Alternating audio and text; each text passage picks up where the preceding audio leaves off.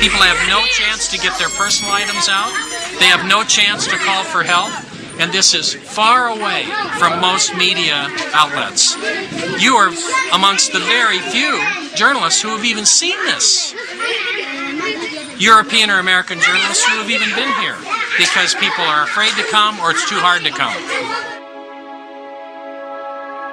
And one of the things we were told in Gaza by a very respected Palestinian psychologist who had just completed a study of 1,000 Palestinian children was that they had discovered that many of these Palestinian children no longer had a will to live, that they were so dehumanized and so affected by seeing their fathers particularly beaten by Israeli defense forces, that the psychological condition is one of the dimensions of the conflict that is not widely understood.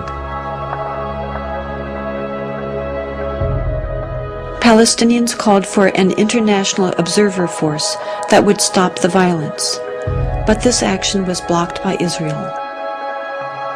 Finally, a group of Palestinian and Israeli human rights activists together created the International Solidarity Movement, which has brought people from around the world of all ages and backgrounds to provide a nonviolent international presence to try to fill this need.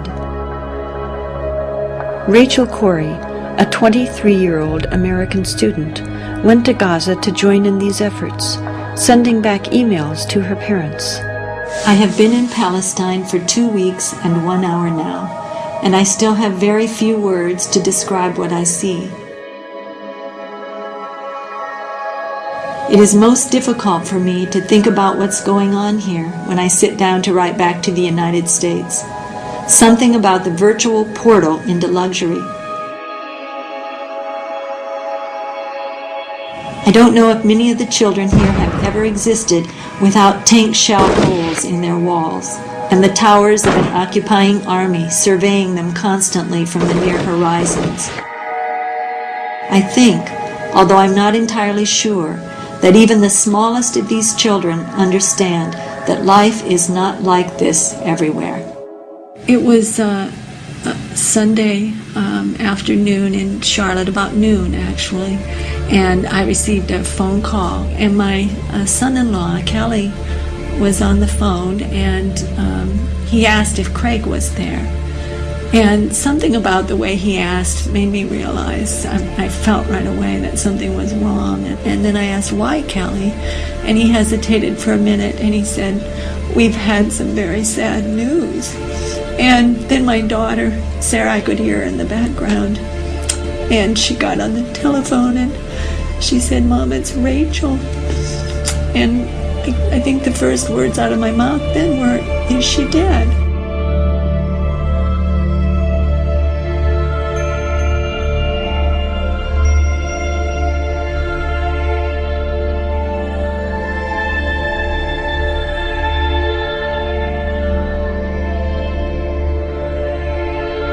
We were opposing the demolition of farmland and other property, Palestinian property, by Israeli destruction forces and bulldozers.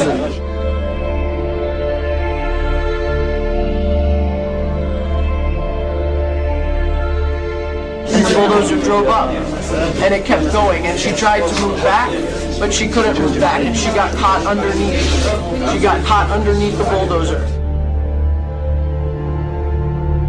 Many other internationals began to surround the bulldozer and yell at it and tell us that there is somebody there, and it did not stop.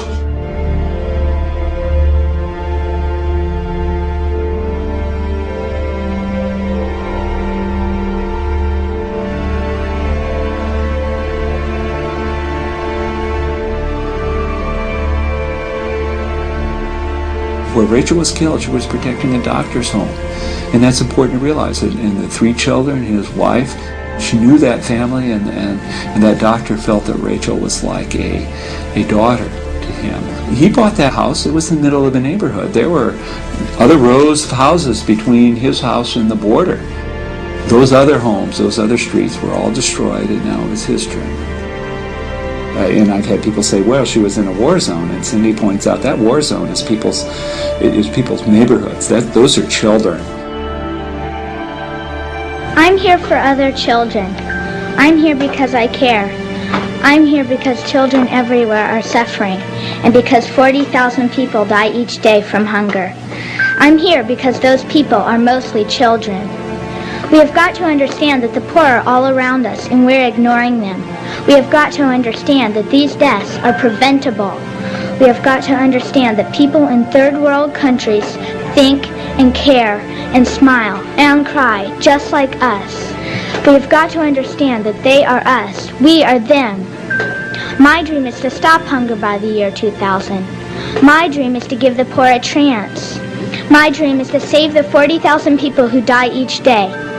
My dream can and will come true if we all look into the future and see the light that shines there.